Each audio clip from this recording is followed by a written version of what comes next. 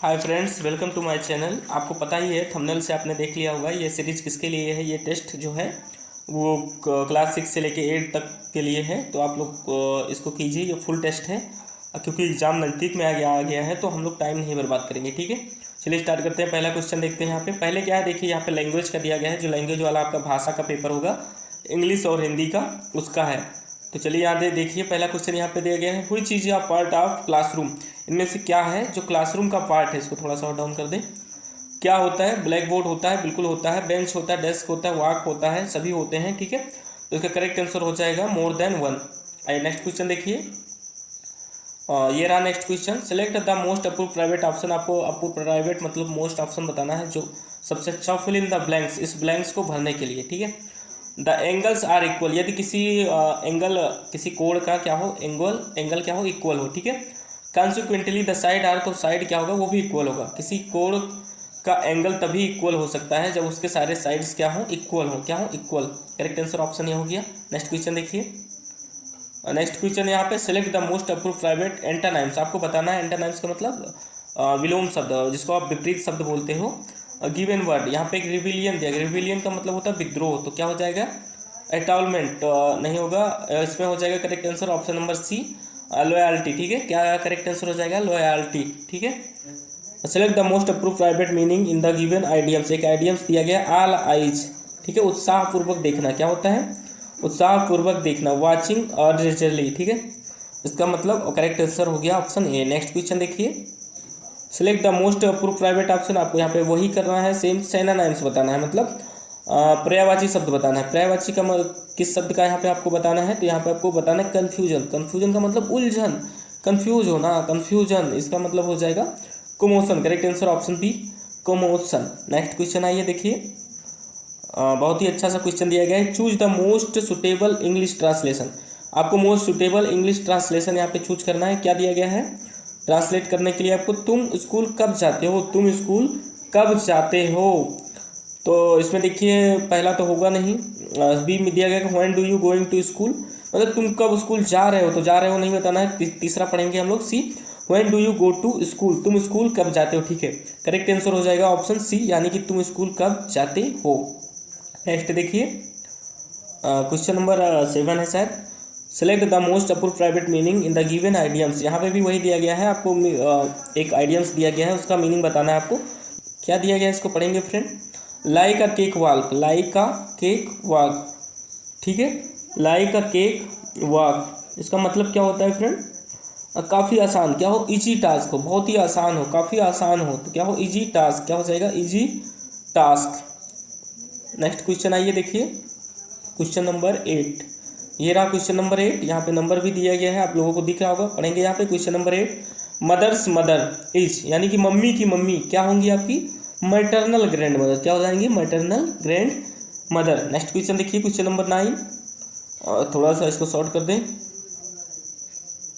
ठीक है, अब दिख रहा होगा आपको। क्वेश्चन नंबर 9, मत्सर। मत्सर क्या है, मच्छर का तत्सम है। मच्छर क्या है, एक तद्भव शब्द है जिसका तत्सम क्या हो जाएगा, मत्सर। नेक्स्ट क्वेश्चन नंबर 10, प्रादेशिक। प्रादेशिक शब्द में कौन सा प्रत्यय लगा है, आपको बताना है कि प्रादेशिक शब्द में कौन सा प्रत्यय लगा है, ठीक है। आपको नाम से ही लग रहा होगा, प्रादेशिक प्रत्यय मतलब लास्ट में लगने वाला। प्रादेशिक मतलब इक प्रत्यय लगा है। क्या लगा है, इक प्रत्यय। लेकिन यहाँ पे देखिए ऑप्शन नंबर बी में दिया गया ईक प्रत्यय, तो ईक प्रत्यय नहीं होगा, ठीक है, इक प्रत्यय हो जाएगा। इक प्रत्यय इसमें दिया नहीं गया है, तो इसका करेक्ट आंसर हो जाएगा ऑप्शन नंबर ई, उपयुक्त में से कोई नहीं। नेक्स्ट देखेंगे क्वेश्चन नंबर 11। क्वेश्चन नंबर 11, पानी परात को छुओ नहीं, नयनन के जल सो पग धोए। इसका मतलब क्या हुआ, बहुत बढ़ा चढ़ाकर बात कही जा रही है कि पानी और परात को उन्होंने छुआ ही नहीं भगवान कृष्ण ने, और क्या किया, सुदामा का पैर अपने आँखों की आंसुओं से धो दिया। मतलब ऐसा होता है क्या, तो ये क्या हो, बढ़ा चढ़ाकर बात कही जा रही है कि पानी परात को हाथ छुओ नहीं, नयनन के जल सो पग धोए। इसका मतलब है कि उन्होंने जल को छुआ ही नहीं और अपने आँखों के आंसुओं से क्या कर दिया, कि मतलब धुल दिया उनके पैर को। तो ये अतिशयोक्ति है। क्या है, अतिशयोक्ति अलंकार इसमें दिया गया है। नेक्स्ट आइए देखिए, क्वेश्चन नंबर 12 दिया गया है कि गांव वालों ने मिलकर यह काम पूरा किया। इस वाक्य में मिलकर किस प्रकार का विशेषण है। मिलकर क्या है, एक रीतिवाचक विशेषण है। क्या है, एक रीतिवाचक विशेषण। उसके अलावा यहाँ पे दिया गया है ऑप्शन नंबर ए में, परिमाणवाचक क्या होता है विशेषण जिसमें भार की बात की जा रही हो, ठीक है, भार की, वजन की बात की जा रही हो, परिमाणवाचक। स्थानवाचक स्थान से संबंधित होगा। आइए नेक्स्ट देखते हैं, नेक्स्ट क्वेश्चन क्या है। क्वेश्चन नंबर 13, जिस समास से पूर्व अव्यय हो, जिस समास से पूर्व क्या हो, अव्यय हो, तो वह किस प्रकार का समास कहलाता है। जिस समास से पूर्व क्या होगा, अव्यय होगा, तो वह अव्ययी भाव समास, नाम से ही लग रहा होगा अव्ययी भाव समास। क्या हो जाएगा, अव्ययी भाव समास।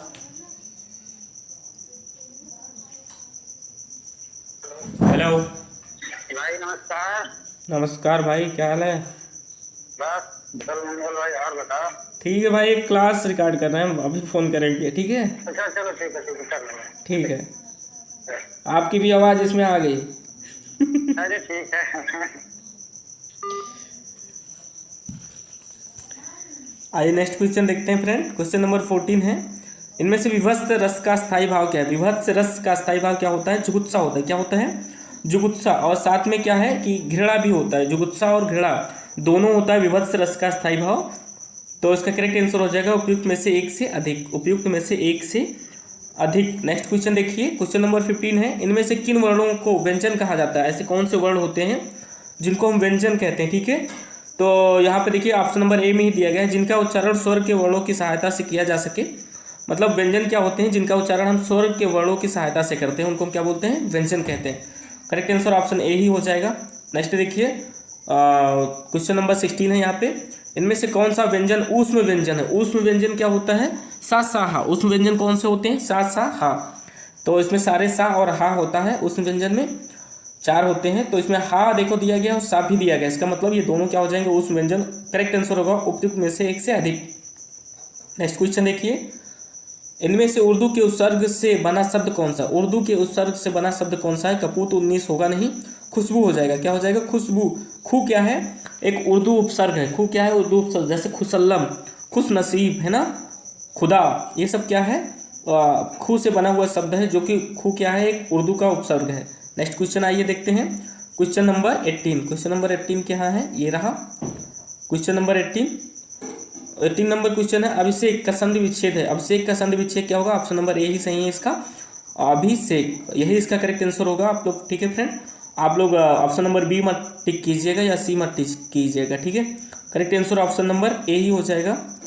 नेक्स्ट आइए देखते हैं, क्वेश्चन नंबर 19 है, मेरी बहन कक्षा 10वीं में पढ़ती है। इस वाक्य में 10वीं शब्द कौन सा विशेषण है। 10वीं शब्द आपको बताना कि कौन सा विशेषण है। तो 10वीं से ही लग रहा होगा कि एक संख्यावाचक विशेषण है। कैसा विशेषण है, संख्यावाचक।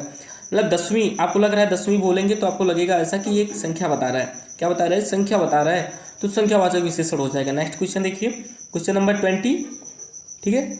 नाक दबाने से मुंह खुलता है, मतलब आप किसी काम को क्या करवा रहे हैं, जोर जबरदस्ती से करवा रहे हैं, जबरदस्ती करवा रहे हैं, काम करने का मन नहीं फिर भी करवा रहे हैं। इसका मतलब क्या है, आप लोग कठोरता से करवा रहे हैं किसी काम का, या फिर नियमों का कठोरता से पालन करना, ठीक है। यहाँ पे देखिए ऑप्शन नंबर बी में दिया गया है, कठोरता से कार्य सिद्ध होता है, तो क्या बोलते हैं उसको, नाक दबाने से मुंह खुलता है। नेक्स्ट क्वेश्चन आइए देखिए, क्वेश्चन नंबर 21 है, ये रहा क्वेश्चन नंबर 21, जो पढ़ा ना गया हो, ऐसा क्या है जो पढ़ा ना गया हो, उसको हम क्या बोलेंगे, अपठित। क्या बोलेंगे, अपठित। जो कभी पढ़ा ना गया उसको क्या बोलेंगे, अपठित।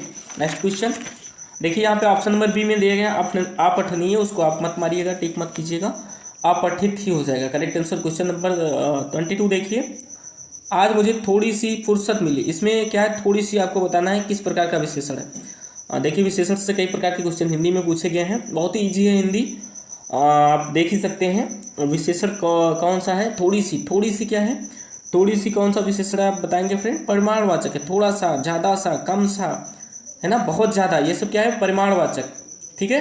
परिमाण बता रहा है कि मुझे थोड़ा सा खाना चाहिए, थोड़ा सा खाना चाहिए, थोड़ी सी फुर्सत मिली, इसका मतलब क्या है, परिमाण बता रहा है यहाँ पे कि कितना मिला तुमको, ठीक है, कितनी फुर्सत मिली, थोड़ी सी मिली, ठीक है। नेक्स्ट देखिए, क्वेश्चन नंबर 23 है, इसमें कहाँ गया, ये रहा क्वेश्चन नंबर 23 है, इनमें स्त्रीलिंग शब्द है। स्त्रीलिंग शब्द कौन सा है, रचना, ये तो है स्त्रीलिंग, और भी देख लेते हैं, सृजन और संपादन। इसका करेक्ट आंसर ए ही हो जाएगा, रचना क्या है, एक स्त्रीलिंग शब्द है। नेक्स्ट देखिए, भ्रमर।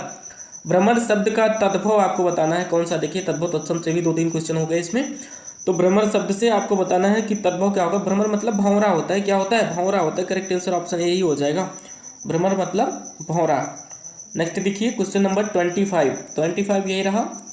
इस करुणा कलित हृदय में अब विकल रागिनी बसती है। इस करुणा कलित हृदय में अब विकल रागिनी बसती है। इस पंक्ति में कौन सा अलंकार है, आपको अलंकार बताना। देखिए यहाँ पर करुणा कलित 2 बार आ रहा है, आप लोग ध्यान दे पा रहे होंगे अगर, करुणा और कलित, ठीक है। इसमें 2 बार का आ रहा है, मतलब जहाँ वर्णों की आवृत्ति क्या हो, किसी अक्षर की आवृत्ति क्या हो, बार बार हो, किसी वर्ड की आवृत्ति बार बार हो, उसको क्या बोलेंगे हम, अनुप्रयास अलंकार। क्या होता है वहाँ पे, अनुप्रयास अलंकार। इसका और एग्जाम्पल हम अगर देखेंगे तो हो जाएगा तरना, क्या बोलते हैं, तरन तंजा तर तमाल तरवर बहु छाए। तो इसका इसमें भी देखो ताता बहुत बार आ रहा है, इसका मतलब क्या हुआ, यहाँ पे अनुप्रयास अलंकार हो जाएगा। यमक अलंकार क्या होता है, साथ में यहाँ पे देख लीजिए आप लोग। यमक अलंकार क्या होता है, जहाँ पे एक ही शब्द की आवृत्ति बार बार हो, जैसे कनक। कनक का एक बहुत ही लोकप्रिय मतलब कहावत है कि कनक कनक के सौगुनी मादकता दिखाए। इसमें कनक कनक 2 बार आ रहा है ना, एक ही शब्द आ रहा है लेकिन उसका अर्थ अलग है, ठीक है। नेक्स्ट देखिए फ्रेंड, यहाँ पे क्वेश्चन नंबर 26 से लेकर 30 तक एक गद्यांश दिया गया है, ठीक है। इस गद्यांश में या फिर पैसेज में पढ़ के आपको तकरीबन 5 क्वेश्चन आपको मारने हैं। तो यहाँ पे आइए, एक ये रहा गद्यांश। प्रेमचंद्र की जो सबसे बड़ी शक्ति है, जो प्रेमचंद की सबसे बड़ी शक्ति है, वह अधिकांश आलोचकों ने पहचानी ही नहीं। वह है आचरण की भूमि। प्रेमचंद के जीवन चित्रण और आचरण में पूर्ण साम्य है। उनका समस्त साहित्य और उनकी आत्मव्यक्ति है। असंख्य पात्रों ने उनकी अपनी सात्विकता चरितार्थ की है। अपने नैतिक, राष्ट्रीय और भावुक अभिव्यक्ति या फिर व्यक्तित्व को अनेकानेक कल्पित नर नारियों ने चलचित्र में बांटकर वह साहित्य जगत पर छा गए हैं। उनके लिए साहित्य आचरण से स्वतंत्र कलाक्रम मात्र नहीं है। उनके पात्रों पर दया, क्षमा, ममता, ओजस्विता, बलिदानशीलता प्रेमचंद की जो अपनी अनुभूति है, संप्रति का एक ऐसा उदाहरण विरले ही मिलेगा। प्रेमचंद के प्रत्येक पात्र पर उनके व्यक्तित्व और आचरण की छाप है। देखिए फ्रेंड, यहाँ पे आप लोग थोड़ा सा ध्यान देंगे, कुछ वर्ण हैं जो बार बार रिपीट हो रहे हैं, व्यक्तित्व और आचरण है। दूसरा, पात्रों की बात हो रही है बार बार। किसकी बात हो रही है, पात्रों की बात हो रही है, ठीक है। वह अपने पात्रों का जीवन जिए हैं और उन्होंने अपने आचरण की सम्यकता और पवित्रता का छीना हुआ आवरण अपनी कला दृष्टि पर डाल दिया है। इसलिए वह कलाकार नहीं कहे जा सकते। वह परिबद्ध हैं अपने युगमानों में क्षण प्रशिक्षण संपत्ति। प्रेमचंद के चरित्र की पवित्रता ही उनके आगे भी दिया गया है। कुछ यहाँ पे देख लीजिए आप लोग, उनके पात्रों का पवित्रतावादी बना देती है, ठीक है। आगे भी देख सकते हैं, कलाकार के पास आचरण का बल नहीं है। वह अपने पाठकों के अंतर्मन में प्रवेश प्राप्त करने के अधिकारी नहीं होता। जिस कलाकार की कलम से किसी एक का अनैतिक वाक्य नहीं निकला, दैहिक आवेश का एक भी स्पंदन नहीं उभरा, वासना, कटुता और घृणा से जिसका कोई पात्र विषाक्त नहीं हुआ, उस कलाकार या फिर उस कलाकार की जीवन चेतना हमारी उदात्त नैतिक चेतना का पर्याप्त ही होगा, ठीक है। यहाँ पे एक बार और भी बात हो रही कि बार बार कलाकार शब्द का रिवीजन भी हो रहा है। किसका यूज हो रहा है, कलाकार, ठीक है। देखिए यहाँ पे दिया गया है, आचरण भी देखिए कई बार आया हुआ है, तो हम लोगों ने आचरण को हाईलाइट ही कर लिया था। अब आइए देखते हैं क्वेश्चन क्या दिया गया है। क्वेश्चन नंबर 26 है यहाँ पे, जो कि पैसेज से आपको मारना है। प्रेमचंद्र अपने साहित्य में स्व की अभिव्यक्ति करते हैं। किसकी अभिव्यक्ति करते हैं, स्व की अभिव्यक्ति करते हैं। किसके लिए करते हैं, पहले ऑप्शन में दिया गया कि पात्रों के माध्यम से, कथानक के माध्यम से, और सी में दिया गया कि संवादों के माध्यम से। तो पात्रों के माध्यम से, किसके माध्यम से, हमने अभी भी कहा था कि पात्रों शब्द का बार बार यूज हो रहा है, ना कि उसमें कहीं भी कथानक शब्द का यूज हुआ है, ना ही संवादों का यूज हुआ है, ठीक है। तो आप पात्रों के माध्यम से ही आपका करेक्ट आंसर हो जाएगा। नेक्स्ट देखिए 27 नंबर क्वेश्चन यहाँ दिया गया कि आलोचकों द्वारा प्रेमचंद की कौन सी शक्ति अंतर्चिह्नित रह गई है। मतलब जो आलोचक हैं उन्होंने प्रेमचंद की कौन सी शक्ति को पहचाना नहीं है। तो आपने पहली ही लाइन पढ़ा था कि उनकी जो आचरण की शक्ति है उसको आलोचकों ने क्या किया है, छोड़ दिया है, स्किप कर दिया है, या फिर नहीं जान पाए हैं, ठीक है, कि उनका आचरण कैसा है। नेक्स्ट आइए देखिए, क्वेश्चन नंबर 28 है कि प्रेमचंद की कला विषयक सिद्धांत था। प्रेमचंद, यहाँ पे देखिए कला शब्द का यूज आया है, देखते हैं क्या है। प्रेमचंद का कला विषयक सिद्धांत था, पहला ऑप्शन है कला मनोरंजन के लिए। तो उन्होंने ऐसा कुछ नहीं कहा कि कला क्या है, मनोरंजन के लिए होना चाहिए, ऐसा कहीं भी लाइन में नहीं कहा गया है, ठीक है।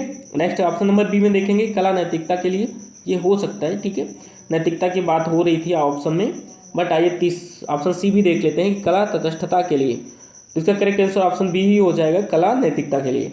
और स्पष्ट आंसर आपको नहीं मिलेगा, लेकिन आप अर्थ से मेल करके समझ सकते हैं कि उन्होंने नैतिकता पर बल दिया है। करेक्ट आंसर ऑप्शन बी हो गया। नेक्स्ट आइए देखिए 23 नंबर का, प्रेमचंद की कथा के लिए पात्रों की छाप रहती है, किसकी छाप रहती है? धन दौलत की? नहीं, उन्होंने धन दौलत की बात की? बिल्कुल नहीं की।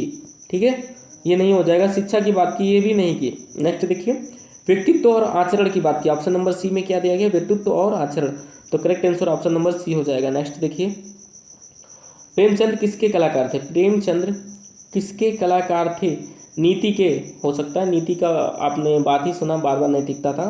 ठीक है, तो नीति ऑप्शन ए हो सकता है, बट ऑप्शन बी भी देख लेते हैं। धार्मिक की बात नहीं की, विज्ञान की भी बात नहीं की, इस पैराग्राफ में केवल नीति की बात हुई है, तो नीति के बारे में हम लोग जान गए। ठीक है, अब यहाँ पे देखिए सामान्य अध्ययन का जो आपके 40 प्रश्न आते हैं वो स्टार्ट होता है। आपने पहला देख लिया तो 30 नंबर का यानी 30 नंबर के जो क्वेश्चन होते हैं उसको आपने पढ़ लिया है। यहाँ से हम देखेंगे जो आपके सामान्य अध्ययन का पहला पार्ट है यानी जीएस का पेपर होगा 40 नंबर का। उसके बाद आएगा सामाजिक विज्ञान का 80 क्वेश्चन। तो आपके 30 क्वेश्चन हुए, अभी आपको 120 क्वेश्चन करने हैं। आइए थोड़ा जल्दी तरीके से करते हैं।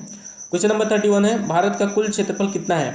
तो आपको पता है 32,87,263 वर्ग किलोमीटर है इंडिया का कुल क्षेत्रफल, भारत का कुल क्षेत्रफल है। लेकिन यहाँ पे मिलियन वर्ग किलोमीटर में दिया गया है, तो लगभग लगा हुआ है। 32 है, 32 लाख है, लेकिन 30 यहाँ पे 3 लिखा हुआ है, 3.3, तो मिलियन में दिया गया है तो लगभग लगा हुआ है, तो आप लगभग मार देंगे। ठीक है, करेक्ट आंसर ऑप्शन ये हो जाएगा कि लगभग 3.3 मिलियन वर्ग किलोमीटर। नेक्स्ट देखिए, क्वेश्चन नंबर बी है, नर्मदा नदी का उद्गम स्थल है। नर्मदा नदी का उद्गम स्थल कहाँ है फ्रेंड? अमरकंटक में है। आप सभी को पता है नर्मदा नदी का उद्गम स्थल अमरकंटक में है। यहाँ पे देखिए कहीं भी अमरकंटक नहीं दिया गया ऑप्शन में, शिवालिक, हिमालय, विंध्याचल पर्वत, अरावली पर्वत, लेकिन अमरकंटक नहीं है, तो करेक्ट आंसर हो जाएगा उपयुक्त में से कोई नहीं। नेक्स्ट क्वेश्चन नंबर 33, निम्नलिखित में से कौन सी परियोजना बेतवा नदी पर है? आपको बताना है इनमें से कौन सी परियोजना कहाँ है? बेतवा नदी पर है। बेतवा नदी पे कौन सी परियोजना है फ्रेंड? माता टीला परियोजना है। कौन सी परियोजना है? माता टीला परियोजना। कहाँ पे है? बेतवा नदी पे है। ठीक है, साथ में देखिए यहाँ पे कुछ परियोजनाएं और दी गई हैं। देखिए मंडी परियोजना, कौन सी परियोजना? मंडी परियोजना। मंडी परियोजना कहाँ पे है या किस नदी पे है? तो आप बताएंगे कि ब्यास नदी पे है, हिमाचल प्रदेश में। कहाँ है? हिमाचल प्रदेश में। साथ ही आपको बताते कि जो माता टीला परियोजना है ये मध्य प्रदेश में है और बेतवा नदी पे है। नेक्स्ट देखिए तिलैया परियोजना, ये भी कई बार एग्जाम में पूछा गया है। ऑप्शन नंबर बी है जो इसका तिलैया परियोजना, इसके बारे में भी आप जान लीजिए। ठीक है, तिलैया परियोजना जो है ये बराकर नदी पर है और झारखंड में है। नेक्स्ट आइए देखते हैं नेक्स्ट क्वेश्चन नंबर 34। आपको मैच करना है, निम्नलिखित में से कौन सा मानव निर्मित झील है? मैच नहीं करना है, सॉरी। आपको बताना है, ऊपर 4 ऑप्शन है रोमन नंबर में, उसके बाद ABCD के ऑप्शन है कि इसमें से कौन से सही हो सकते हैं। कूट में आंसर दिया गया है। जैसे आप कूट को पढ़ते हैं ना, कूट में आपने पढ़ा होगा कभी, तो जो अगर हायर लेवल का एग्जाम देंगे जैसे कि PCS हुआ, लोअर PCS हुआ, IAS हुआ, तो उसमें कूट में प्रश्न आते हैं। उसी तरह यहाँ पे दिया गया है कि इनमें से कौन सा मानव निर्मित झील है? गोविंद बल्लभ पंत पहला ऑप्शन में दिया गया, तो बिल्कुल ये मानव निर्मित झील है। भारत की सबसे बड़ी मानव निर्मित झील यही है, गोविंद वल्लभ पंत सागर। नेक्स्ट देखिए पुलिकट झील, ये मानव निर्मित नहीं है। 3rd नंबर पे चिल्का झील, ये भी मानव निर्मित नहीं है। और 4th नंबर पे है पेरियार झील। क्या है? पेरियार झील, तो ये भी मानव निर्मित है। तो ऑप्शन नंबर 1 और 4th देखिए आप किस में है? ऑप्शन नंबर 1 और 4th ऑप्शन नंबर किसी में नहीं दिया गया है, तो करेक्ट आंसर हो जाएगा ऑप्शन नंबर डी, उपयुक्त में से एक से अधिक। उपयुक्त में से एक से अधिक। ठीक है, नेक्स्ट क्वेश्चन देखिए, दूध सागर जलप्रपात। देखिए जलप्रपात के बारे में यहाँ पे कई सारे क्वेश्चन आए होंगे। दूध सागर जलप्रपात किस राज्य में है आपको बताना है, तो ये गोवा में है। किस राज्य में है? दूध सागर जलप्रपात किस राज्य में है? गोवा राज्य में है। ठीक है, दूध सागर जलप्रपात की बात करें तो यह मांडवी नदी पर है जो कि गोवा राज्य में है। नेक्स्ट भी और आप देख सकते हैं, यहाँ पे छत्तीसगढ़ दिया गया है, कर्नाटक दिया गया है। तो छत्तीसगढ़ में अगर आप देखेंगे तो आपको इंद्रावती नदी पर भी कुछ जलप्रपात मिलेंगे, जैसे कि चित्रकूट जलप्रपात जो कि इंद्रावती नदी पर है। कहाँ पे है? छत्तीसगढ़ में। किस में है? छत्तीसगढ़ में।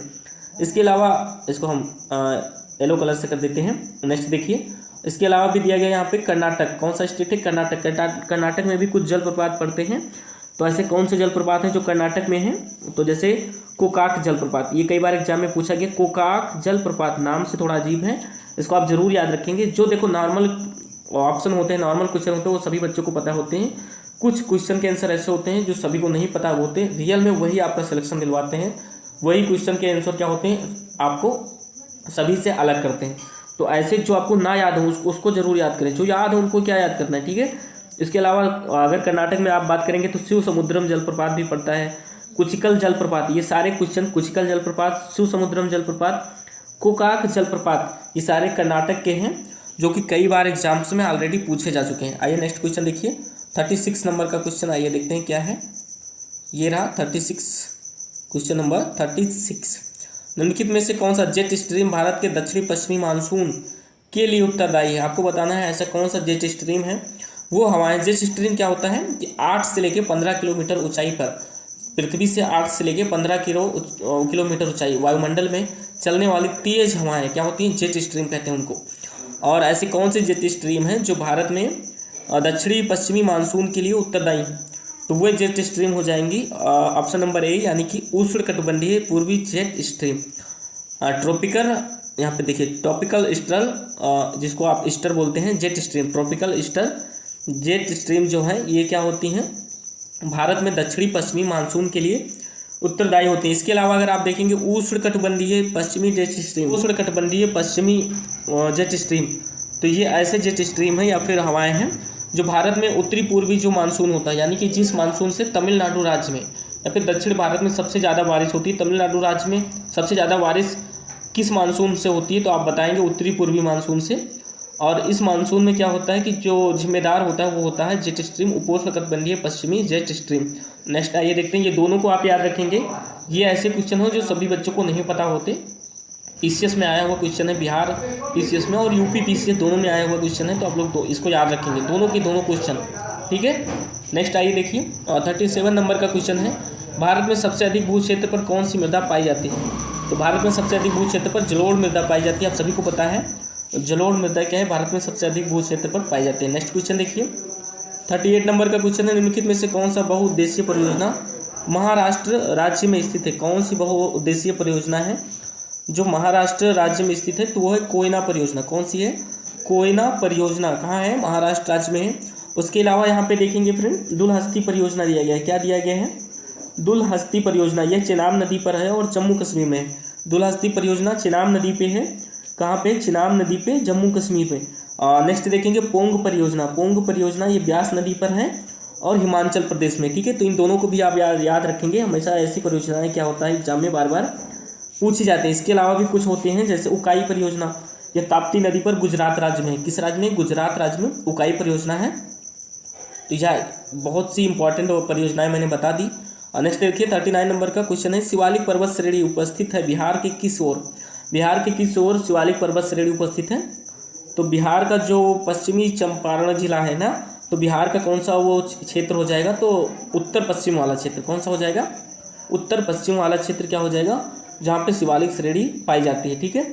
आइए नेक्स्ट देखते हैं, इसको आप सोमेश्वर की श्रेणी भी बोलते हो। इसी का देखो, शिवालिक श्रेणी का जो उत्तरी पार्ट है उसको क्या बोलते हो?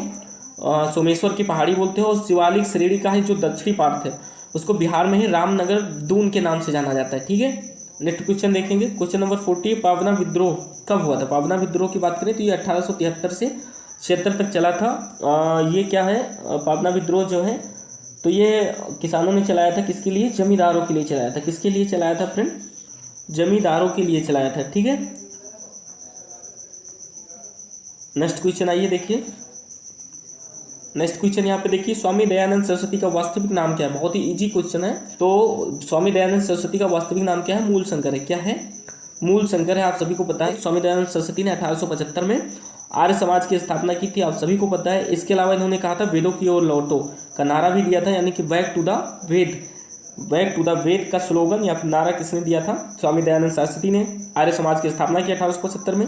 मूल शंकर इनका वास्तविक नाम था, या फिर बचपन का नाम पूछे, वास्तविक नाम पूछे, यही बताएंगे। नेक्स्ट क्वेश्चन नंबर 42 है कि ब्रिटिश शासनकाल में मदरसा की स्थापना हुई थी या फिर किसके द्वारा हुई थी? तो कौन सा गवर्नर जनरल था? तो वारेन हेस्टिंग्स था। कौन था?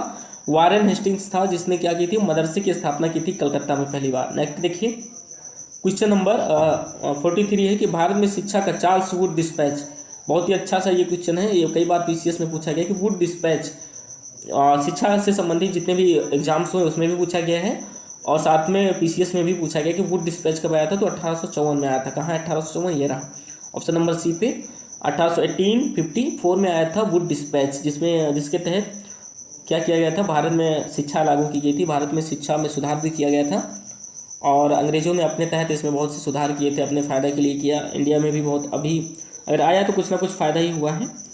किस वर्ष Dadabhai Naoroji British parliament house या हाउस ऑफ कॉमन्स के सदस्य चुने गए थे? Dadabhai Naoroji British House of Common के सदस्य कब चुने गए थे?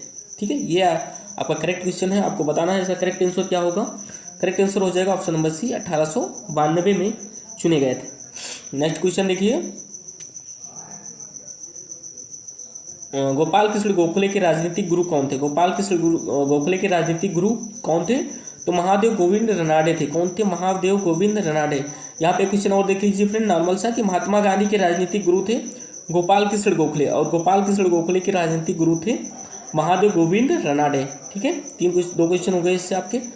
नेक्स्ट आइए देखिए, नेक्स्ट क्वेश्चन क्या है, ये रहा क्वेश्चन नंबर 48। आप लोग बने रहिएगा फ्रेंड, अगर आप यहाँ पे आज टिक नहीं पाते हैं या फिर टाइम नहीं दे पाते हैं तो फिर आपके लिए बहुत ही कम टाइम बचा है। 48 नंबर का क्वेश्चन है, बाल गंगाधर तिलक द्वारा निकाली गई मराठा, जो मराठा है वो किस भाषा में? मराठा एक बाल गंगाधर तिलक का समाचार पत्र है, वह किस भाषा में है? यहाँ पे देखिए, ये रहा मराठा। मराठा किस भाषा में फ्रेंड? तो ये अंग्रेजी नाम है मराठा, लेकिन ये था अंग्रेजी भाषा में। किस में था? अंग्रेजी भाषा में। क्वेश्चन आइए देखते हैं फ्रेंड, क्वेश्चन नंबर है 41 नंबर का, ये रहा 49 नंबर का, सॉरी 49 नंबर का क्वेश्चन है, भारतीय संविधान के भाग 9 खा में, यहाँ पे देखिए पार्ट 9B जिसको हम बोलते हैं, में संविधान संशोधन अधिनियम 2011 के तहत अंतः स्थापित हुआ। तो ये 97वां संविधान संशोधन था। कौन सा था? 97वां संविधान संशोधन, 49 है 97वां संविधान संशोधन, जिसमें भाग 9 खा जोड़ा गया, सहकारी समितियां, जिसको आप बोलते हो, क्या बोलते हो? सहकारी समितियां। 9 खा में क्या है? सहकारी समितियां। नेक्स्ट क्वेश्चन देखिए, भारत में पंचवर्षीय योजना के इतिहास में किस अवधि को पहली अवकाश योजना, फिर वो प्लेन हॉलीडे के रूप में जाना जाता है, फिर दर्शाया गया है? तो ये तभी का टाइम था जिस टाइम पंचवर्षीय योजना क्या थी? बंद थी या फिर नहीं चलाई गई थी। 1966 से लेके यहाँ पे 70 दिया गया है, तो ये सही नहीं होगा। 1966 से लेके 69 ईस्वी तक, ठीक है, 1966 से 1969 तक, किसी भी ऑप्शन में ये है नहीं। ठीक है, तो कोई भी सही नहीं होगा, इसमें से कोई भी सही नहीं होगा। करेक्ट आंसर हो जाएगा ऑप्शन नंबर ई, एक से उपयुक्त में से कोई नहीं। नेक्स्ट आइए देखते हैं, ये रहा क्वेश्चन नंबर 51। सतीश की आयु गौतम से 2 वर्ष अधिक है। सतीश की आयु क्या है? गौतम से 2 वर्ष अधिक है, जिसकी आयु साई की आयु से 2 गुना है। ये मैथ के क्वेश्चन आ गए हैं फ्रेंड। ठीक है, यदि सतीश, गौतम और साई की आयु का कुल योग क्या है? 27 है, तो गौतम की आयु कितनी होगी? आप बताएंगे इसको कैलकुलेट करके। ये मैथ के क्वेश्चन है, तकरीबन 10 क्वेश्चन होंगे लगभग, मुझे लगता है सारे मिला के। तो इसका करेक्ट आंसर हो जाएगा ऑप्शन नंबर सी, यानी कि 10। ठीक है, इसका करेक्ट आंसर आएगा 10।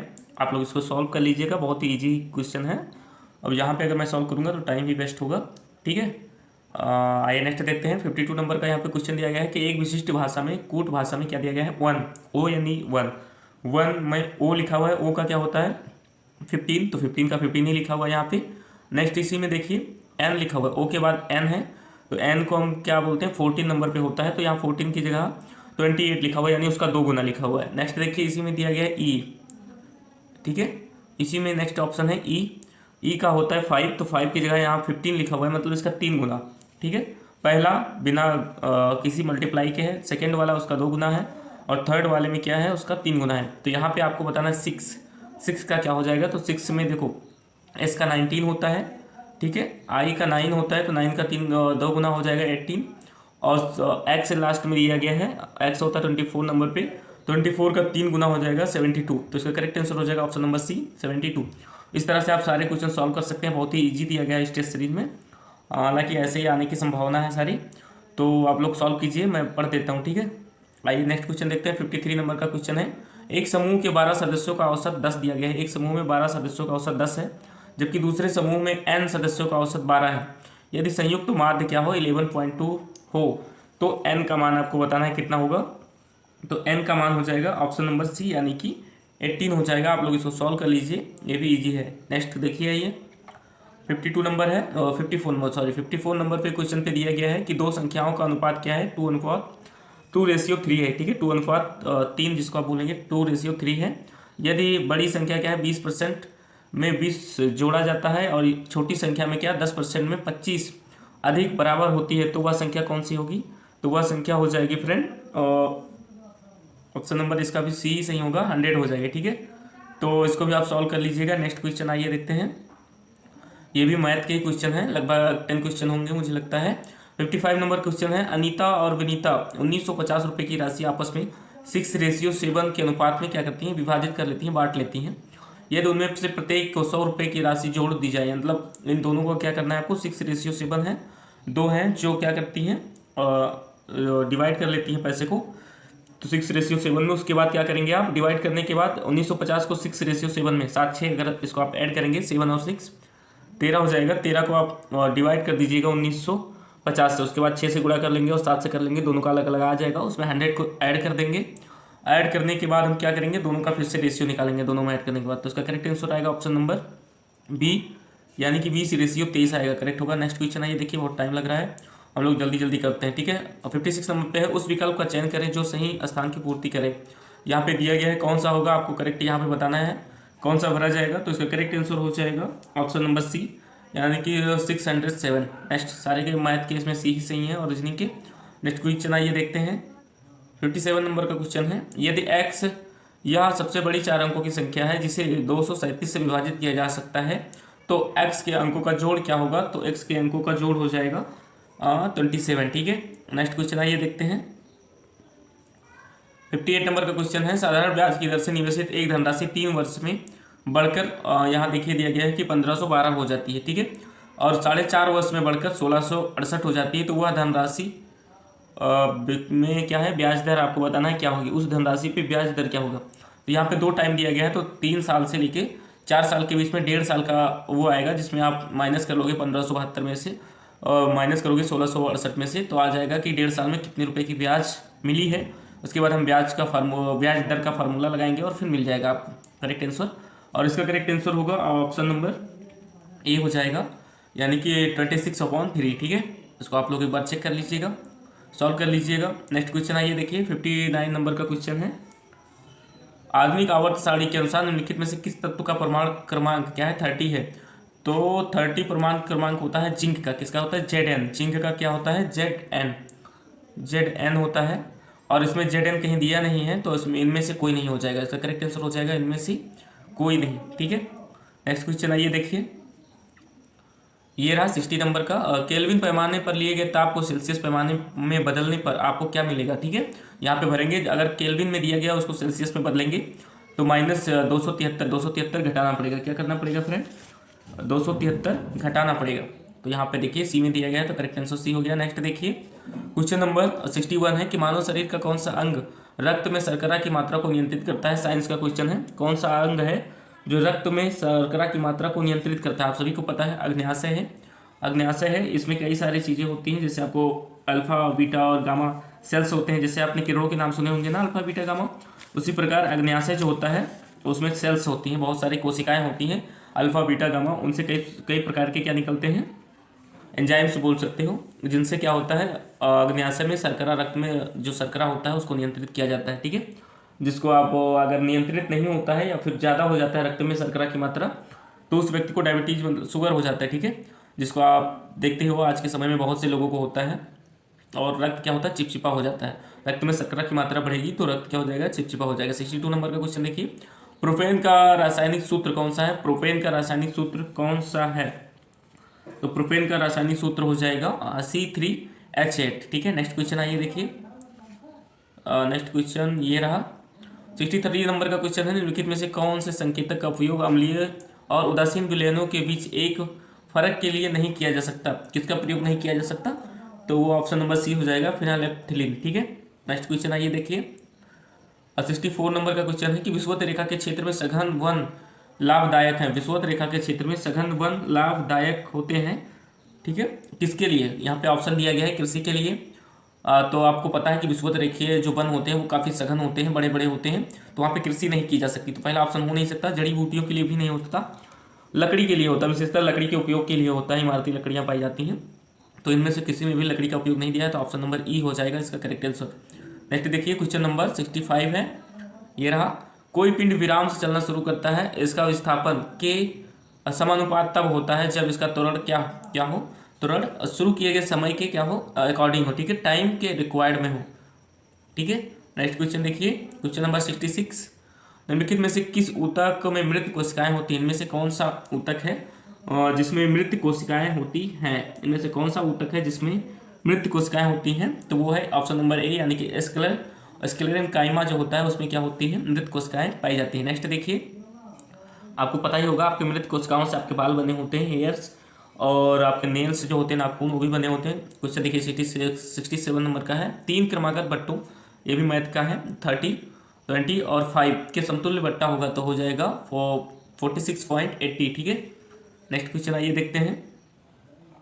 यहाँ से आपका पार्ट स्टार्ट होता है सामाजिक विज्ञान का, जो सोशल साइंस के 80 क्वेश्चन आएंगे। अब आपका स्टार्ट होता है यहाँ से 80 क्वेश्चन, ठीक है। तो काफ़ी टाइम बीत चुका है, हम लोग यहाँ से कवर करेंगे 80 क्वेश्चन। चलिए थोड़ा जल्दी जल्दी कोशिश करेंगे, और कुछ एक्स्ट्रा पॉइंट जो होंगे उनको भी थोड़ा डिस्कस करते हुए चलेंगे। 71 नंबर का क्वेश्चन है, किसके परिणामस्वरूप 5वीं शताब्दी ईस्वी में सन गुप्त साम्राज्य का पतन हुआ? किसके परिणामस्वरूप गुप्त साम्राज्य का पतन हुआ था? तो आप सभी को पता है उस समय हुड़ों का आक्रमण हुआ था, ठीक है। हुड़ों का आक्रमण हुआ जिसके कारण क्या हुआ, गुप्त साम्राज्य का पतन हो गया। नेक्स्ट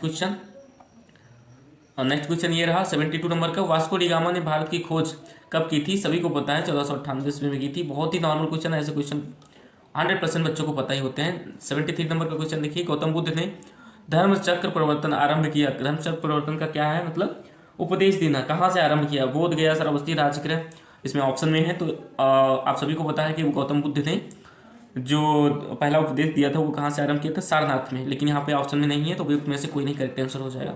नेक्स्ट क्वेश्चन 74 नंबर का क्वेश्चन है, किसने कहा था राज्य व्यक्ति का पूर्वगामी है? किसने कहा था राज्य व्यक्ति का पूर्वगामी है? तो अरस्तु ने ही कहा था। अच्छा क्वेश्चन है, वर्ड हिस्ट्री से है, तो आप लोग थोड़ा देखते जाइए, ठीक है। नेक्स्ट क्वेश्चन देखिए 75 नंबर का क्वेश्चन है, प्रशासन के क्षेत्र में चोल साम्राज्य का योगदान है। आपको बताना है कि चोल साम्राज्य का क्या योगदान है प्रशासन के क्षेत्र में। तो आप सभी को पता है चोल साम्राज्य एक सुसंगठित स्थानीय शासन व्यवस्था जो होती है उसके लिए जानी जाती है, ठीक है। तो यहाँ पे देखिए ऑप्शन नंबर बी में दिया गया कि एक संगठित स्थानीय स्वशासन के लिए जाना जाता है, जिसको आप पंचायती राज वगैरह भी बोलते हो। स्थानीय स्वशासन के लिए कौन जाना जाता है? चोल साम्राज्य जाना जाता है, ठीक है। नेक्स्ट क्वेश्चन देखिए 76 नंबर पे है, मुगल शासन में वंशधारी प्रणाली के द्वारा लाया गया था। किसके द्वारा लाया गया था? तो अकबर के द्वारा शुरू किया गया था या फिर लाया गया था, ठीक है।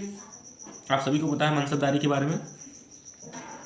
नेक्स्ट क्वेश्चन 76 नंबर आइए देखते हैं, हो गया है 76 नंबर, हम लोग 77 देखेंगे, ठीक है। 77 नंबर क्वेश्चन ये रहा, क्वेश्चन नंबर 77, निम्नलिखित में से किस अंग्रेज व्यक्ति ने पहली बार श्रीमद् भगवद गीता का अंग्रेजी में अनुवाद किया था? बहुत ही अच्छा सा क्वेश्चन है कि भगवद गीता का अंग्रेजी में अनुवाद किसने किया था? तो चार्ल्स विल्किंस ने किया था। चार्ल्स विल्किंस ने भगवद गीता का अंग्रेजी में अनुवाद किया था। अच्छा क्वेश्चन। नेक्स्ट देखिए 78 नंबर का, किस शासक को विक्रमादित्य की उपाधि दी गई थी? किस शासक को विक्रमादित्य की उपाधि दी गई थी, ठीक है।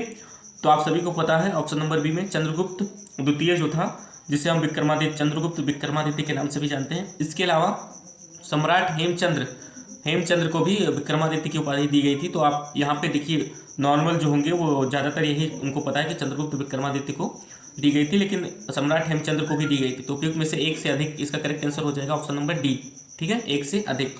नेक्स्ट आइए देखते हैं क्वेश्चन 79 नंबर का क्वेश्चन है, एलिफेंटा में चट्टान काटकर बनाए गए प्रसिद्ध मंदिर किससे संबंधित है? कौन सा राजवंश है जिसने एलिफेंटा में चट्टान काटकर मंदिरों को बनवाया था? तो ऐसे कौन से राजवंश है फ्रेंड? तो वो है राष्ट्रकूट राजवंश, जिन्होंने एलिफेंटा और एलोरा की गुफाओं को बनवाया था। नेक्स्ट क्वेश्चन आइए देखते हैं 80 नंबर का क्वेश्चन है कि 1906 में कांग्रेस के वार्षिक अधिवेशन की अध्यक्षता किसने की थी? तो 1906 में कांग्रेस के वार्षिक अधिवेशन की अध्यक्षता दादा भाई नौरोजी ने की थी। आप सभी को पता ही है दादा भाई नौरोजी ने कई बार कांग्रेस की अध्यक्षता की है, ठीक है। 1986 में भी किया था, 1906 में भी किया था और 93 में भी किया था, ठीक है। नेक्स्ट क्वेश्चन आइए देखिए क्वेश्चन नंबर 81 नंबर, निम्नलिखित में से कौन से खुदाई खिदमतगार अहिंसक आंदोलन के संस्थापक थे? खान अब्दुल गफ्फार खान खुदाई खिदमतगार के संस्थापक थे। आप सभी को पता है। नेक्स्ट क्वेश्चन आइए देखिए, टाइम मत वेस्ट कीजिए। 82 नंबर का क्वेश्चन है, चोल काल के दौरान मुंदवेलन और अरैयार, देखिए अरैयार और मुंदवेलन क्या है? धनी भूस्वामियों की जो सभा होती थी या फिर धनी जो भूस्वामी होते थे उन्हें हम क्या बोलते थे? मुंदवेलन और या फिर अरैयार बोलते थे, ठीक है। नेक्स्ट क्वेश्चन आइए देखिए, इससे संबंधित और भी 82 नंबर के आप कुछ फैक्ट जान लीजिए। तमिल साहित्य में और भी जैसे कई चीज़ें हैं जिनको अलग अलग के नाम से जाना जाता था। जैसे मैं बता दूं आपको, नाडु, एक जो नाडु होती थी वो क्या होता था, आपको पता होना चाहिए कि नाडु क्या था। स्थानीय जो सभाएं होती थी उनको क्या बोलते थे, नाडु कहा जाता था। तमिल साहित्य में नाडु किसे कहा जाता था, ये कई बार एग्जाम में पूछा गया है। तो स्थानीय सभाएं, तमिल साहित्य में जो स्थानीय सभाएं होती थी उन्हें नाडु कहते थे। इसके अलावा उर, ये भी कई बार एग्जाम में पूछा गया कि उर किसे कहा जाता था। उर सर्वसाधारण लोगों की जो सभा होती थी तमिल साहित्य में, उसे उर कहा जाता था, ठीक है। इसके अलावा भी और कई सारे होते हैं, जैसे कि व्यापारियों की जो सभा होती थी उसे नगरम कहा जाता था। व्यापारियों की सभा को नगरम कहा जाता था। और भी एक दो शब्द अगर हम शब्दावलियों को देखें तो जो ब्राह्मणों को कर मुक्त भूमि होती थी, ब्राह्मणों को जो दी जाती थी कर मुक्त भूमि, आप ऐसे मत समझिए कि दी जाती थी, ऐसे समझो कि जो ब्राह्मणों को कर मुक्त भूमि होती थी उसे चतुर्वेदी मंगलम कहा जाता था। इसके अलावा जो ब्राह्मणों को दान में भूमि दी जाती थी उसको हम ब्रह्मदेह कहते थे। क्या कहते थे, ब्रह्मदेह। आइए नेक्स्ट देखते हैं, नेक्स्ट क्वेश्चन। इससे कई सारे देखिए फैक्ट आपके कंप्लीट हो गए होंगे।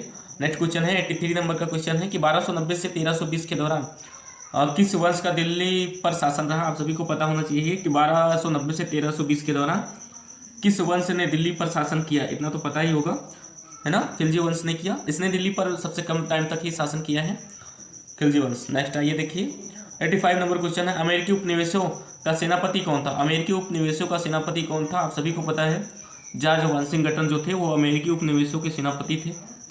ऑप्शन नंबर ए हो जाएगा, जॉर्ज वाशिंगटन। नेक्स्ट क्वेश्चन आइए देखिए, ये रहा 86 नंबर का क्वेश्चन।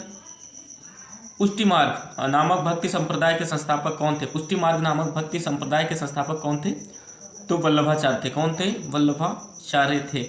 नेक्स्ट क्वेश्चन आइए देखिए 87 नंबर का क्वेश्चन है, ये रहा 87 नंबर क्वेश्चन। अपनी साहित्यिक कृतियों के लिए प्रसिद्ध बाणभट्ट किसके शासन के दौरान प्रसिद्ध हुए। मतलब बाणभट्ट जो थे वो किसके शासन के दौरान क्या हुए थे, प्रसिद्ध हुए थे। तो उस समय शासन था हर्षवर्धन का। नेक्स्ट क्वेश्चन आइए देखते हैं, कौन सा क्वेश्चन है 98 के बाद 99 नंबर का क्वेश्चन है, ये रहा 99 नंबर का क्वेश्चन। भारत में उस स्थान की पहचान करें जहां उष्णकटिबंधीय चक्रवात होते हैं। भारत में आपको उस स्थान के बारे में बताना है जहां उष्णकटिबंधीय चक्रवात होते हैं। बहुत ही अच्छा सा क्वेश्चन है, मुझे लगता है कोई क्वेश्चन छोड़ गया है क्या इसमें।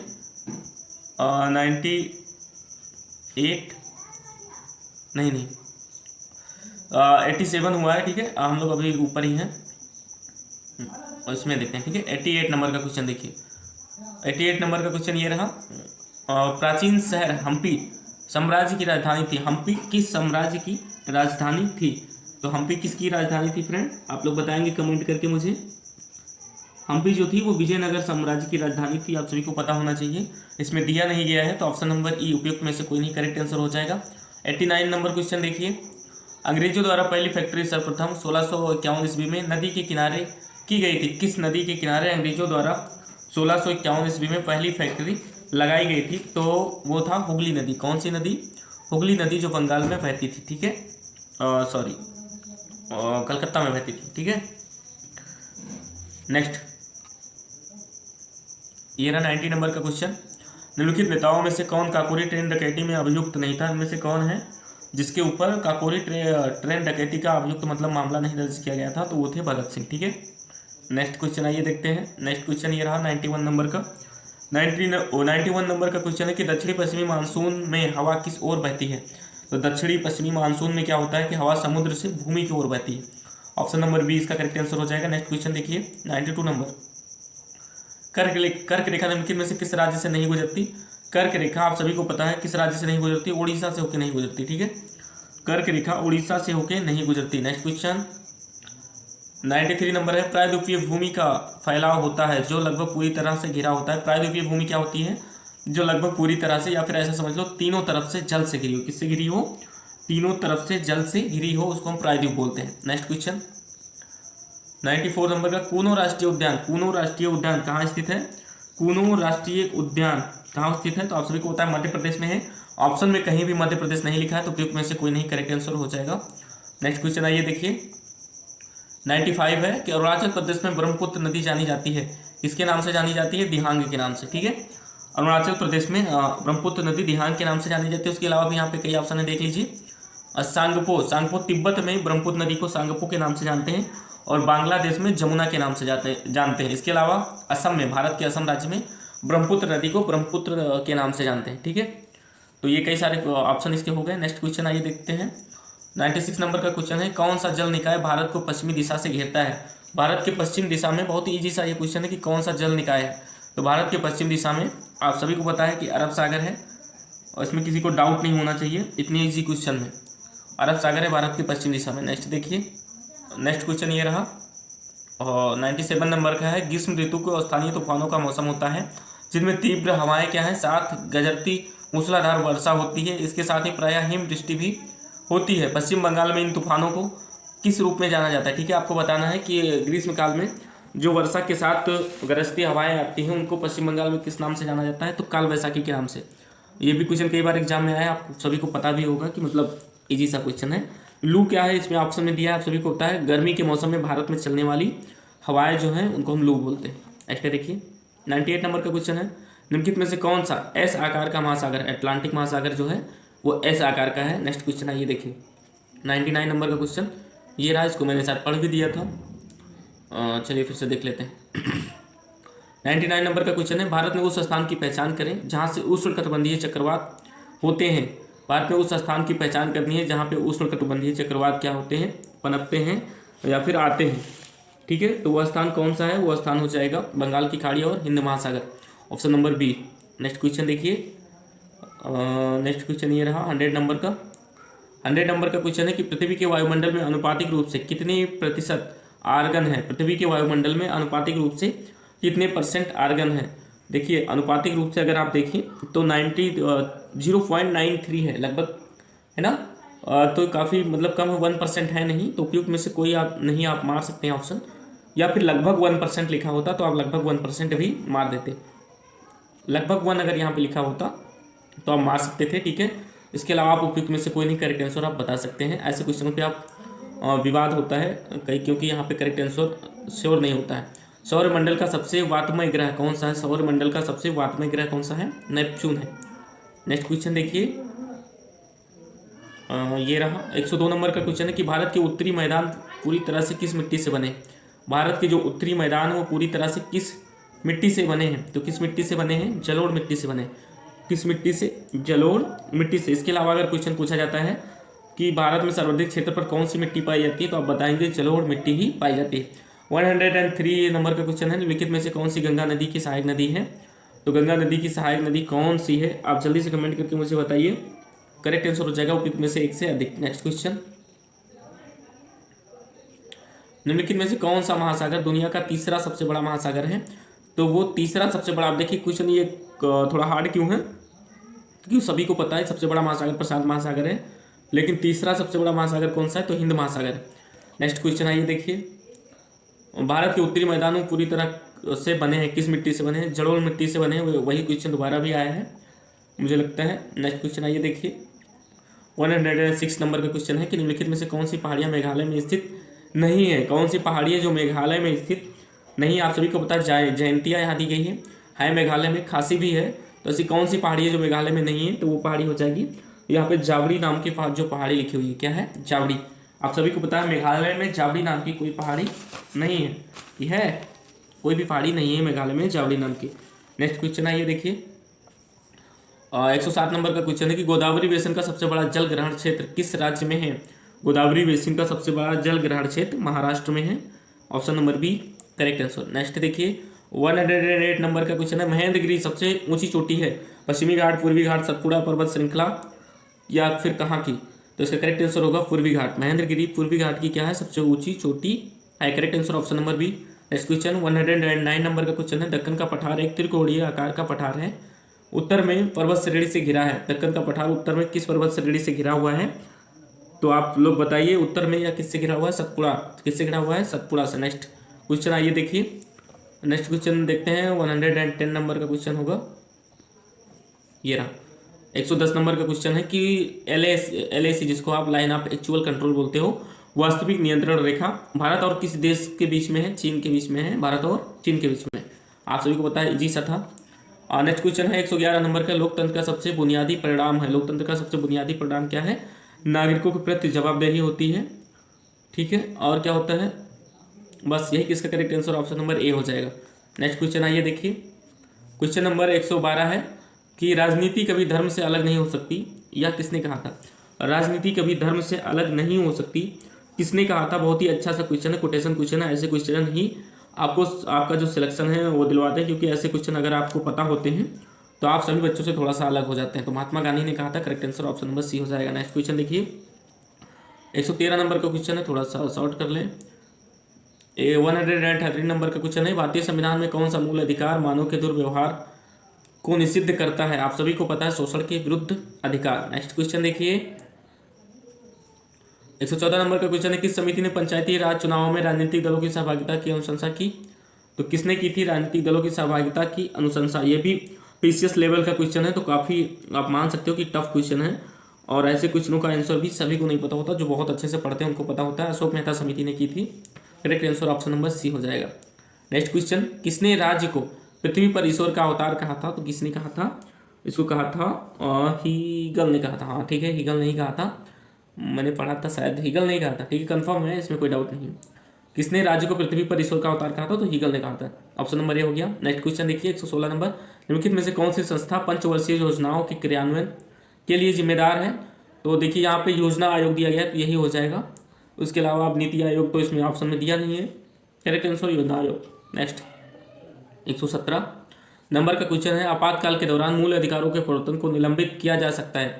आपातकाल के दौरान मूल अधिकारों के परिवर्तन को क्या किया जा सकता है? निलंबित किया जा सकता है। किसके द्वारा? राष्ट्रपति के द्वारा, संसद के द्वारा, सर्वोच्च न्यायालय के द्वारा। तो आपातकाल के दौरान राष्ट्रपति लागू करता है, तो राष्ट्रपति क्या कर सकता है? मूल अधिकारों को निलंबित कर सकता है, इसमें कोई डाउट नहीं होना चाहिए। 118 नंबर का क्वेश्चन देखिए, उपराष्ट्रपति का कार्यकाल होता है। उपराष्ट्रपति का कार्यकाल कई लोग मार देते हैं कि 6 वर्ष का होता है। देखिए यहाँ 6 वर्ष दिया गया है, या फिर 5 वर्ष का हो, 8 वर्ष का, 4 वर्ष का यहाँ दिया है। तो उपराष्ट्रपति का कार्यकाल 5 ही वर्ष का होता है। ठीक है, 6 वर्ष का नहीं होता, तो आप 6 वर्ष मत मारिएगा। इसमें ऑप्शन में है नहीं 5 वर्ष, तो करेक्ट आंसर उपयुक्त में से कोई नहीं हो जाएगा। नेक्स्ट क्वेश्चन 119 नंबर का देखिए, लोकतंत्र में अंतिम सत्ता निहित होती है जनता में। करेक्ट आंसर हो जाएगा, अंतिम सत्ता जनता में होती है, बट अंतिम शक्ति छोड़ो, जनता बस कहने के लिए है। लोकतंत्र में जनता के हाथ में होता है, बट कुछ भी नहीं होता जनता के हाथ में। ठीक है, नेक्स्ट क्वेश्चन देखिए, 120 नंबर का क्वेश्चन है। यहाँ पे प्रथम पंचवर्षीय योजना का उद्देश्य था, जो प्रथम पंचवर्षीय योजना थी उसका उद्देश्य क्या था? आप लोग बताएंगे। तो इसका उद्देश्य हो जाएगा कृषि का विकास करना। ठीक है, पहला हो जाएगा कृषि का विकास करना, बांध एवं सिंचाई में निवेश करना, शरणार्थियों का पुनर्वास। ये तीनों सही है, तो करेक्ट आंसर हो जाएगा ऑप्शन नंबर डी, यानी कि उपयुक्त में से एक से अधिक सही है। नेक्स्ट क्वेश्चन आइए देखिए, 121 नंबर का क्वेश्चन है शायद। ठीक है, हाँ 121 नंबर का क्वेश्चन है कि भारत में कौन सा गैर परंपरागत ऊर्जा का स्रोत है? तो गैर परंपरागत ऊर्जा का स्रोत क्या है? तो इनमें से एक से अधिक हो जाएंगे। ठीक है, गैर परंपरागत ऊर्जा के स्रोत इनमें से एक से अधिक हो जाएंगे, उपयुक्त में से एक से अधिक। नेक्स्ट क्वेश्चन देखिए, 122 नंबर का क्वेश्चन है कि राज्यों की परिषद को रूप में जाना जाता है। राज्यों की परिषद को किस रूप में जाना जाता है? राज्यसभा। ठीक है, हालांकि राज्यसभा होना नहीं चाहिए, बट राज्यों की परिषद को राज्यसभा कहा जाता है, आपको पता होना चाहिए। नेक्स्ट क्वेश्चन 123 नंबर का क्वेश्चन है, राष्ट्रीय आय लेखा एक निश्चित समय अवधि में देश की गतिविधि के स्तर को मापने के लिए वही खाता प्रणाली है। कौन सी प्रणाली है? चिकित्सीय प्रणाली, आर्थिक प्रणाली। राष्ट्रीय लिखा हुआ है, राष्ट्रीय आय लिखा हुआ है, तो आर्थिक प्रणाली होगी, ना कि चिकित्सीय और लोकतांत्रिक। ठीक है, नेक्स्ट क्वेश्चन आइए देखिए, यहाँ है, ये रहा क्वेश्चन 124 नंबर का क्वेश्चन है। यहाँ अगर आप देख पा रहे हो 124 नंबर का क्वेश्चन है कि भारतीय संविधान का कौन सा अनुच्छेद राज्य की सरकार को कार्य का संचालन करती है? फिर से इसको रिपीट कर लीजिए। 124 नंबर का क्वेश्चन है, भारतीय संविधान का कौन सा अनुच्छेद राज्य सरकार के कार्य का संचालन करती है? तो वह आर्टिकल कौन सा है जो राज्य सरकार के कार्यों का संचालन करती है? 166। नेक्स्ट क्वेश्चन ये रहा 125 नंबर का क्वेश्चन है, भारतीय संविधान का कौन सा अनुच्छेद राज्यों के राज्यपालों को प्रावधान करता है? 153। ठीक है, 153। नेक्स्ट क्वेश्चन आइए देखिए, 126 नंबर का क्वेश्चन है, संघ और केंद्र सरकार के खातों के संबंध में संवैधानिक शक्तियों और कर्तव्यों का प्रयोग निम्नलिखित में से किसके द्वारा किया जा सकता है? तो किसके द्वारा किया जाता है? तो अभी आप बताएंगे, भारत के नियंत्रक एवं महालेखा परीक्षक के द्वारा। भारत के नियंत्रक एवं महालेखा परीक्षक के द्वारा। नेक्स्ट क्वेश्चन 127 नंबर का क्वेश्चन है, पंचायती राज संस्थाओं में मध्यवर्ती स्तर को किस नाम से जाना जाता है? तो पंचायती राज संस्थाओं में मध्यवर्ती स्तर को पंचायत समिति के नाम से जानते हैं।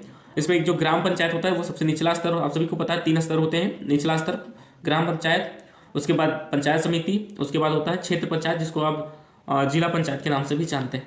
नेक्स्ट क्वेश्चन 128 नंबर का है कि भारत में उपराष्ट्रपति का चुनाव लड़ने के लिए अधिकतम उम्र क्या है।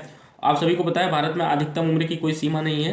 जब तक बुढ़े हो जाइए मरते रहिए, लड़ते रहिए और लोगों को लूटते रहिए, घर अपना पाड़ते रहिए पैसों से, लेकिन कोई उम्र नहीं है, कभी भी लड़ सकते हैं आप, ठीक है। उपयुक्त में से कोई नहीं, अधिकतम आयु कोई भी निश्चित नहीं है। नेक्स्ट देखिए 129 नंबर का क्वेश्चन कि भारतीय संविधान में मूल कर्तव्यों को किस देश से लिया गया है, गृहीत किया गया है। तो USSR, जिसको आप रूस बोलते हो, वहाँ से लिया गया है। नेक्स्ट क्वेश्चन देखिए 130 नंबर का क्वेश्चन है कि स्वतंत्रता के बाद भारतीय संसद के सामाजिक और आर्थिक नीति का उद्देश्य समाज के रूप में स्वीकार किया गया। किस समाज के रूप में? समाजवादी। किस समाज के रूप में?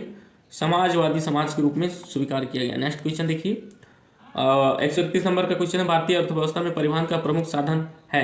भारतीय अर्थव्यवस्था में परिवहन का प्रमुख साधन क्या है? सबसे ज़्यादा परिवहन किससे होता है? तो राजमार्ग जो है उससे होता है, ना कि यहाँ पे आप रेलवे वगैरह मत टिक कीजिएगा। सबसे ज़्यादा जो परिवहन है वो राजमार्गों से होता है भारत में। नेक्स्ट क्वेश्चन आइए देखते हैं, ये रहा 132 नंबर क्वेश्चन है, 132 नंबर का क्वेश्चन। भारत में GST लागू करने वाला पहला राज्य असम है। बहुत ईजी क्वेश्चन है, ठीक है। आपको पता होना चाहिए GST भारत में कब लागू हुआ था, और मुझे तो इस बात की आशा है कि आपको पता होगा कि GST भारत में कब लागू हुआ था, है ना। 1 जुलाई 2017 को भारत में GST लागू किया गया था। पहला राज्य था असम। इसके अलावा भी बहुत सारे राज्यों ने स्वीकार कर लिया था। साथ ही आपको बता दें कि GST क्या है? अप्रत्यक्ष कर है, इनडायरेक्ट टैक्स क्या बोलते हैं उसको, टैक्स है, सॉरी। GST क्या है? एक इनडायरेक्ट टैक्स है।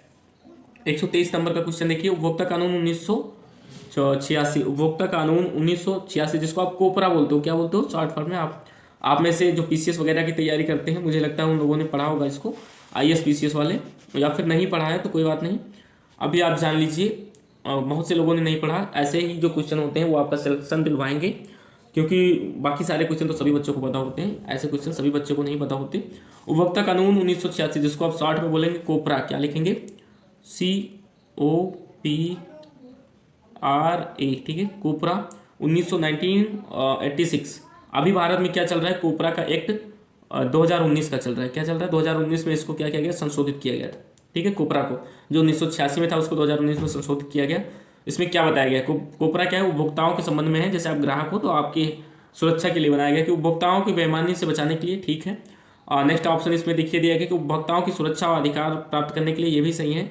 ग्राहकों की शिकायतों को सरल और द्रुत खर्च से निपटारा के लिए, ये भी सही है। तो उपयुक्त में से एक से अधिक इसका करेक्ट आंसर हो जाएगा। नेक्स्ट क्वेश्चन देखिए 34 नंबर का क्वेश्चन है, 134 नंबर का क्वेश्चन है कि अंतर्राष्ट्रीय व्यापार के संदर्भ में डंपिंग क्या है? डंपिंग क्या है फ्रेंड? डंपिंग क्या होता है? तो जब उत्पादन की वास्तविक लागत क्या हो, कम, या उसके घरेलू बाजार के उत्पादन के नीचे की कीमतों पर निर्यात करना। यानी कि किसी वस्तु का उत्पादन जब आप करते हैं तो वो 10 रुपये मान लो आता है, एक वस्तु का उत्पादन में 10 रुपये आता है, लेकिन कोई कंपनी क्या करती है, आकर उस वस्तु की कीमत को, मतलब उस वस्तु को 8 ही रुपये में बेच रही है आपके पास या आपके देश में। तो इसका मतलब क्या है कि आपकी कंपनी बंद हो जाएगी, ठीक है। क्योंकि आप अगर महंगा बेचेंगे, अगर आपका 10 रुपये लागत ही है, तो आप उस सामान को मान लो 20 रुपये तक या 15 रुपये तक बेचेंगे, जबकि दूसरी कंपनियां उसको कम से 10 ही रुपये में या 8 रुपये में बेच रही हैं, तो फिर उनका फायदा होगा, आपकी कंपनी बंद हो जाएगी, जिसको आप डंपिंग बोलते हो, ठीक है। नेक्स्ट क्वेश्चन आइए देखिए। और ऐसे के लिए सरकार ने बहुत सारे एक्ट बनाए हैं कि आप कोई भी डंपिंग नहीं कर सकते, क्योंकि उस देश की जो भी नियम होंगे उसके अकॉर्डिंग आपको चलना होगा। 135 नंबर का क्वेश्चन है, निम्नलिखित प्रदेशों में से किसमें जनसंख्या घनत्व द्वितीय सर्वाधिक है? द्वितीय सर्वाधिक है मतलब दूसरे नंबर पर सबसे अधिक है। किस महाद्वीप में? यहाँ महाद्वीपों के नाम है, ये भी अच्छा क्वेश्चन है और शायद ही किसी को पता हो, तो ऐसे क्वेश्चन को आप जरूर याद रखें। यूरोप है, वो यूरोप है। एशिया सबसे ज़्यादा घनत्व वाला है, उसके बाद कौन सा आता है? यूरोप महाद्वीप। नेक्स्ट देखिए 136 नंबर का क्वेश्चन है, चालू खाते के लेन देन में भारतीय रुपया कब से परिवर्तनीय हुआ? तो कब से हुआ था फ्रेंड? 1994 से हो गया था। कब से हो गया था? 1994 से, 1994 से। मुझे लगता है यहीं पे हम इस सेशन को बंद कर दे रहे हैं, क्योंकि काफ़ी क्वेश्चन हो गए हैं। अभी आप 150 क्वेश्चन अगले सेशन में हम लोग करेंगे। नेक्स्ट जो टेस्ट सीरीज नंबर 2 वाला करेंगे उसमें अटेंड कर लेंगे, क्योंकि टाइम बहुत हो गया है। आप सभी को बोरिंग लग रहा होगा। मेरा यहाँ पे सामाजिक विज्ञान करवाने का उद्देश्य ये है कि आप केवल उसी NCERT तक बैठे ना रहें। इसमें बहुत सारे क्वेश्चन एक्स्ट्रा पूछे जाते हैं कंपटीशन लेवल के। देखिए यहाँ पे देख लीजिए आप लोग, ठीक है। करेंट, कई लोग कहते थे केवल हिस्ट्री अगर हमने डाला है या फिर ज्योग्राफी डाला है तो ज्योग्राफी का ही पढ़ें, तो ऐसा बिल्कुल मत कीजिए। सोशल साइंस में 3-4 सब्जेक्ट जो भी हैं उन सभी को पढ़ के जाइए, साथ में करंट भी पढ़ के जाइए, उन सभी से पूछे जा सकते हैं क्वेश्चन।